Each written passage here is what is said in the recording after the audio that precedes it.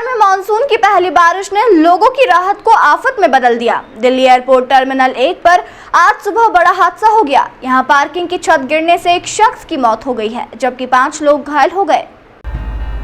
दरअसल भारी बारिश के बीच टर्मिनल 1 पर सुबह के वक्त यहां गाड़ियों की लाइन लगी थी। इसी दौरान अचानक पार्किंग की छत गिर गई और कई गाड़ियां इसकी चपेट में आ गई। हादसे के दौरान अफरा तफरी मच गई और तुरंत आपातकालीन सेवाओं को मदद के लिए कॉल किया। अधिकारियों ने बताया कि छत के अलावा भारी भरकम बीम भी कारों पर गिर गए, जिससे टर्मिनल के पिकअप और ड्रॉप क्षेत्र में खड़ी कारें क्षतिग्रस्त हो गई।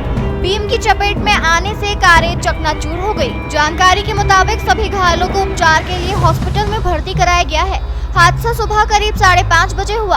एक युवक कार में बुरी तरह फंसा हुआ था, जिसे कड़ी मशक्कत के बाद बाहर निकाला, लेकिन तब तक उसकी मौत हो चुकी थी।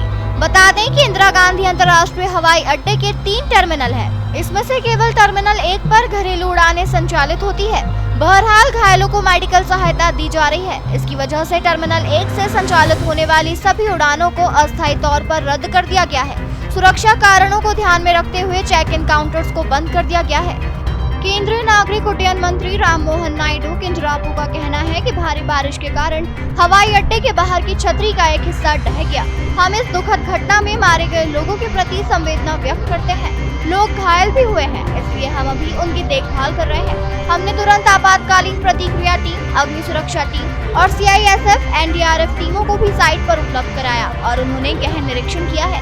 कोई अन्य हताहत नहीं हुआ है, इसलिए अभी स्थिति नियंत्रण में है। टर्मिनल भवन के बाकी हिस्सों को बंद कर दिया गया है और हर चीज का गहन निरीक्षण किया जा रहा है, ताकि यहाँ कोई और अप्रिय घटना ना हो। राजीव टाइम्स की report.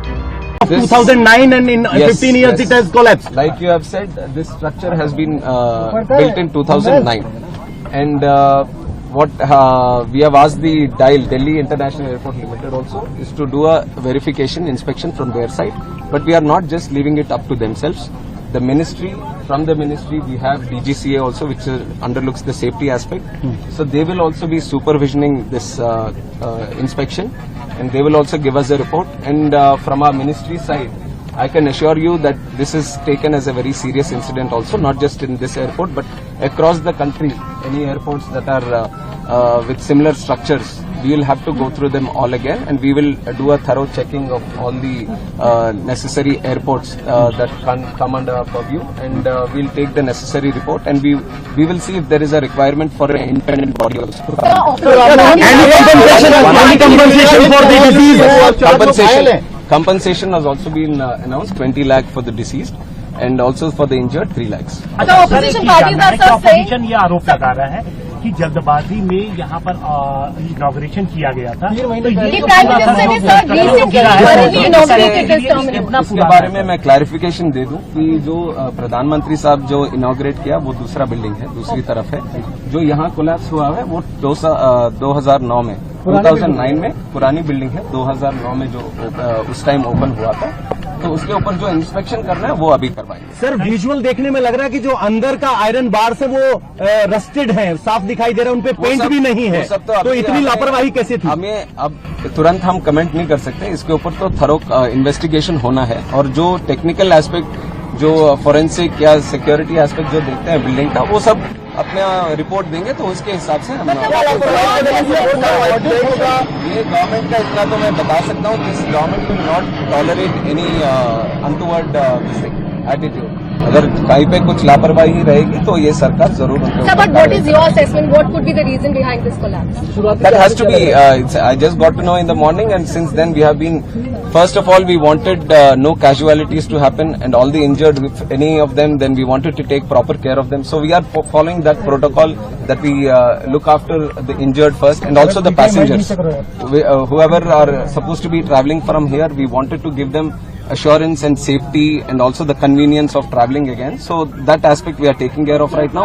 Any technical incidents that you are referring to will all be commented T1 operational कब से होगा? After the report comes. T1 कब से ऑपरेशनल होने की उम्मीद है? T1 कल तक हम पूरी तरह से इंस्पेक्शन करवाएंगे। अभी तो पूरा इवैक्यूएट कर दिया है, कोई आदमी नहीं है अंदर, तो पूरा बिल्डिंग का इंस्पेक्शन पूरी तरह से होगा। उसके लिए थोड़ा टाइम लेंगे, तो इसलिए जब तक ये बंद है, अभी T2 और T3 से उनके ऑपरेशंस चालू होंगे। राष्ट्रव्यापी अब ऑडिट भी इस तरह के मेजर एयरपोर्ट जहाँ हैं जहाँ मैंने बोला है कि बाकी जगहों पे भी जहाँ पे इस तरह के स्ट्रक्चर्स होंगे उसके ऊपर भी एक बार देखेंगे, क्योंकि मानसून का भी टाइम है, तो जरूर सेफ्टी के हिसाब से वो निर्णय भी हम करेंगे। सर, एक सीरियस कंसर्न ये है कि कोई तूफान नहीं आया था, बारिश थी, प्री मानसून बारिश थी। वही टेक्निकल बिल्डिंग के बारे में जो भी बातें होंगे, let the investigation committee do their thing and once the report comes I will give you a clarity. Committee का हिस्सा है, कौन सी अथॉरिटीज हैं इसमें?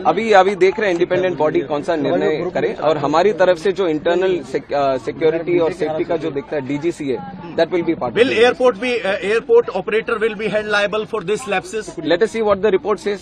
जो भी रिपोर्ट कहेगी उसके हिसाब से वो करेंगे। ये बड़ा अनफॉर्चुनेट है क्योंकि ये सब कंस्ट्रक्शन नए बने हैं और जिस तरह से जो दिखने को मिल रहा है ये बहुत ही अनफॉर्चुनेट है, इस पर जांच बिठानी चाहिए। आप लोग नीट के सवाल को आज संसद में उठाएंगी, नीट को लेकर के? सब सवाल उठाए जाएंगे, जनता से जुड़े हुए सारे मुद्दे संसद में उठाए जाएंगे। दिल्ली की जो आज